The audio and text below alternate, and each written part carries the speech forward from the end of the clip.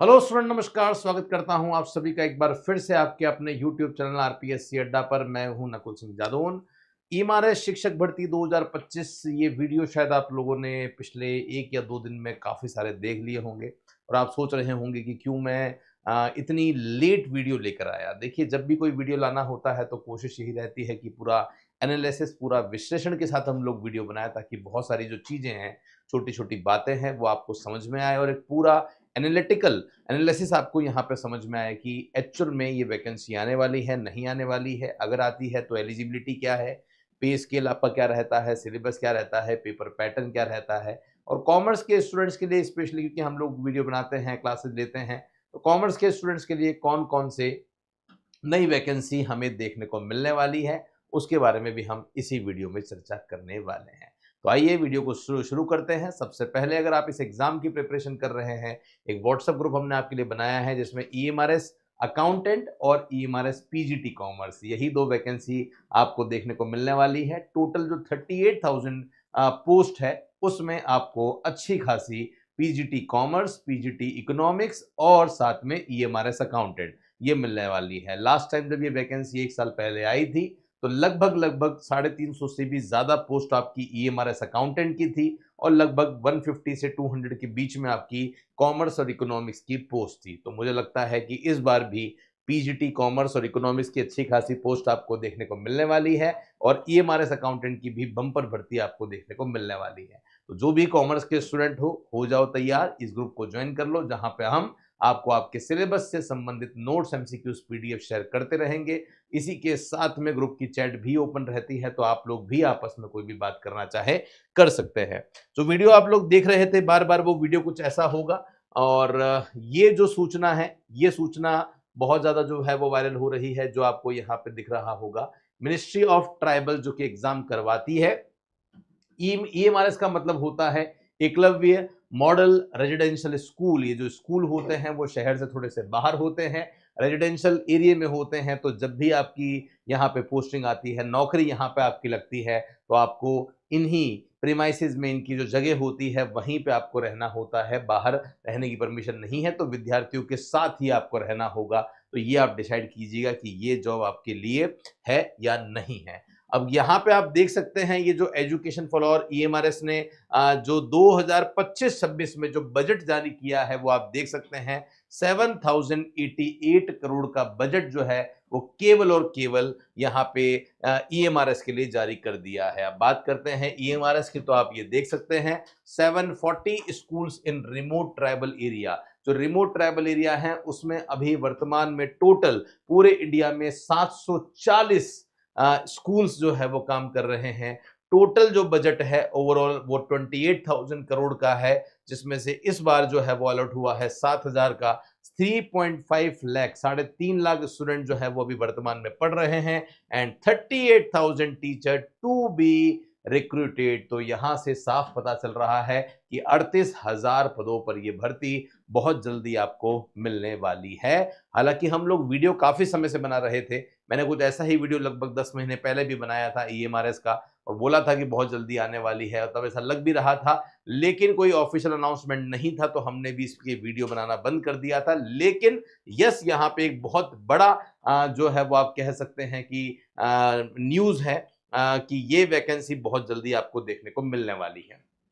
बात करते हैं सर, अगर हम कॉमर्स के स्टूडेंट हैं तो हमारे लिए कौन कौन सी वैकेंसी जो है वो आ रही है, हम किस किस की प्रिपरेशन कर सकते हैं। तो देखिए, अगर आप कॉमर्स के हैं तो ईएमआरएस में आपको 2 वैकेंसी मिल जाती है, जो बेसिकली आपके काम की होती है। सर, वो 2 वैकेंसी कौन कौन सी है? जो पहली वैकेंसी है वो है हमारी पीजीटी की, और पीजीटी में अगर आप कॉमर्स के स्टूडेंट हैं तो आप यहाँ पे जो प्रिपरेशन करेंगे वो कॉमर्स सब्जेक्ट से करेंगे या आप इकोनॉमिक्स से भी कर सकते हैं। दोनों की जो एलिजिबिलिटी है वो अलग अलग हो जाती है। ओके, अगर मैं बात यहाँ पे करता हूँ पीजीटी की और पीजीटी कॉमर्स की बात करता हूँ, तो कॉमर्स के लिए जो एलिजिबिलिटी आपको चाहिए होती है वो क्या चाहिए होती है, थोड़ी सी बात हम इसके बारे में भी कर लेते हैं। क्या सर हमारी एलिजिबिलिटी रहती है? तो क्योंकि ये पीजीटी की वैकेंसी है और पीजीटी की वैकेंसी में हमेशा आपके पास में पीजी होना चाहिए, पोस्ट ग्रेजुएशन होना चाहिए, तो पोस्ट ग्रेजुएशन में आपके पास में यहाँ पे एमकॉम होना चाहिए, और एमकॉम के साथ में अगर आपने यहाँ पे बीएड कर रखी है तो ही आप इस वैकेंसी के लिए एलिजिबल हो जाते हैं, अगर आप पीजीटी कॉमर्स की प्रिपरेशन कर रहे हैं। कितने पोस्ट आने वाली है? मेरे हिसाब से लगभग 200 प्लस पोस्ट जो है वो यहाँ पे पीजीटी कॉमर्स की मुझे दिख रही है। मे भी शायद बहुत जल्दी आपको भी देखने को मिल जाए। अगर मैं बात करता हूं यहाँ पे इकोनॉमिक्स की, तो इकोनॉमिक्स के लिए एलिजिबिलिटी क्या चाहिए? तो इकोनॉमिक्स के लिए जो एलिजिबिलिटी चाहिए वो ध्यान रखना, एमए चाहिए, और एमए के साथ साथ में यहाँ पे आपका जो है वो बीएड होना चाहिए। अगर ये क्वालिफिकेशन आपके पास में है तो आप पीजी की जो वैकेंसी है उसके लिए एलिजिबल हो जाते हैं। पीजीटी की जब वैकेंसी के लिए जब आप एलिजिबल हो जाते हैं तो मान के चलिएगा आपका जो पे स्केल है वो कितना रहने वाला है। जो पे स्केल है वो अच्छा खासा पे स्केल है, लगभग 48,000 से स्टार्टिंग होकर लगभग 1,51,000 तक आपका पे स्केल जो है वो चलने वाला है। तो एक बहुत अच्छा जो है वो पे स्केल यहाँ पे एक मिल जाता है, तो एक बहुत बड़ा मोटिवेशन है आप सभी के लिए। यही वो चीज है जिनसे मोटिवेशन आता है कि यार बहुत बड़ी वैकेंसी है। अगर आप मेरे से ये पूछो कि सर पेपर पैटर्न क्या होता है, पीजीटी कॉमर्स का जो पेपर पैटर्न होता है वो क्या होता है सर, हमें थोड़ा सा पेपर पैटर्न के बारे में भी बता दो। तो मैं आपको बता दूं गाइस, यहाँ पे टोटल जो है, यहाँ पे टोटल जो है वो जो डिस्ट्रीब्यूशन कर रखा है वो 130 प्लस 20 का कर रखा है। तो पेपर आप मान के चलिए आपका यहाँ पे 150 का आएगा। ये जो 20 मार्क्स हैं ये आपके यहाँ पे हो जाते हैं लैंग्वेज के, ये हिंदी और इंग्लिश लैंग्वेज का जो स्किल टेस्ट होता है उसके हो जाते हैं। और 130 की बात करता हूं तो 130 में से अगर हम बात करते हैं आपके सब्जेक्ट की, तो सब्जेक्ट कितने मार्क्स का होता है?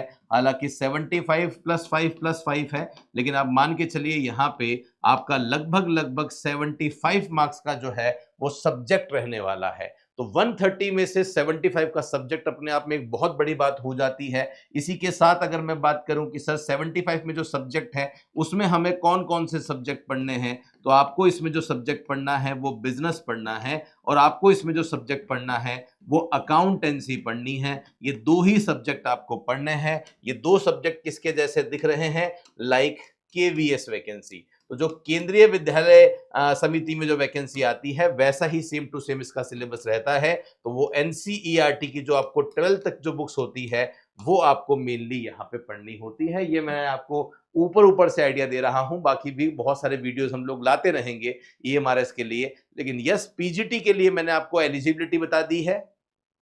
एज भी मेरे हिसाब से आपको अच्छी खासी इसमें मिल जाती है। मेरे हिसाब से मिनिमम 35 तो 100% इसमें होनी ही चाहिए। अकाउंटेंट के लिए थोड़ी सी कम होती है, लेकिन यस पीजीटी कॉमर्स के लिए तो मेरे हिसाब से 35 है। एग्जैक्ट अभी नोटिफिकेशन आएगा तो हमें आइडिया लग जाएगा। पेपर पैटर्न बता दिया है, सिलेबस भी मैंने आपको लगभग बता दिया। अब जो बाकी जो यहाँ पे आपका पोर्शन बच गया है उसमें आपका रीजनिंग, मैथमेटिक्स और ये सारे सब्जेक्ट जो है वो आ जाते हैं। ओके, ये मैंने बता दिया। सेकंड वैकेंसी सर कौन सी आ रही है? तो जो सेकंड वैकेंसी है हमारी वो आ रही है कौन सी?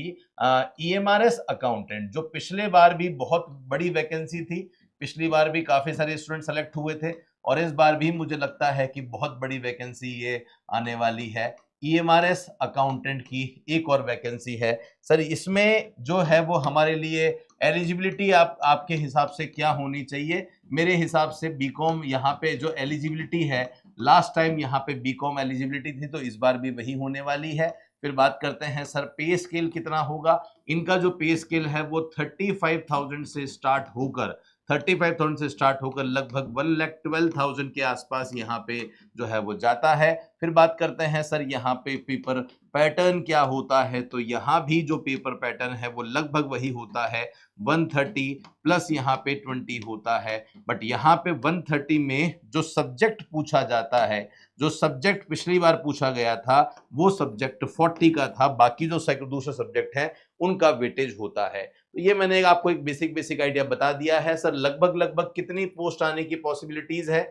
मेरे हिसाब से इस बार भी ईएमआरएस अकाउंट में 400 प्लस पोस्ट आनी चाहिए। हर एक स्कूल में एक अकाउंटेंट की जरूरत होती है, तो मेरे हिसाब से मे भी ये इतनी पोस्ट आपको देखने को मिल जाए। तो मैंने सारी बातें आपको बता दी है, मे भी आपको अच्छे से समझ में आ चुका होगा। तो ये थोड़ी सी एक डिटेल एनालिसिस होती है जो हमें करनी बहुत जरूरी होती है, तभी आपको लगता है कि यार ये वीडियो देखा है तो बहुत कुछ चीजें ऐसी है जो हमें सीखने को मिली है। अगर आप इस चैनल पर पहली बार आए हैं तो आप जानते हैं, नहीं जानते होंगे शायद, मैं आपको बता दूं कि आरपीएससी अड्डा जाना जाता है उसकी कॉमर्स की सबसे बड़ी, सबसे एक्सपीरियंस क्वालिफाइड फैकल्टी टीम के लिए, जिस टीम ने आज तक कॉमर्स के क्षेत्र में हजारों सिलेक्शन दिए हैं। इस बार बारी आपकी है। क्या सर कोर्सेज चल रहे हैं? यस, हमारे कोर्सेज चल रहे हैं। पीजीटी कॉमर्स, इकोनॉमिक्स, अकाउंटेंट, सभी के व्यवस्थित सिस्टमैटिक कोर्स हमारे चल रहे हैं। जो भी कोर्स आप लेते हैं वो कोर्स जो है वो बायलिंगुअल रहेगा। नोट्स मिलेंगे, एमसीक्यूज मिलेंगे, पीडीएफ मिलेंगे, सब कुछ आपको हमारी बैच में मिलने वाला है। बेस्ट एजुकेटर है,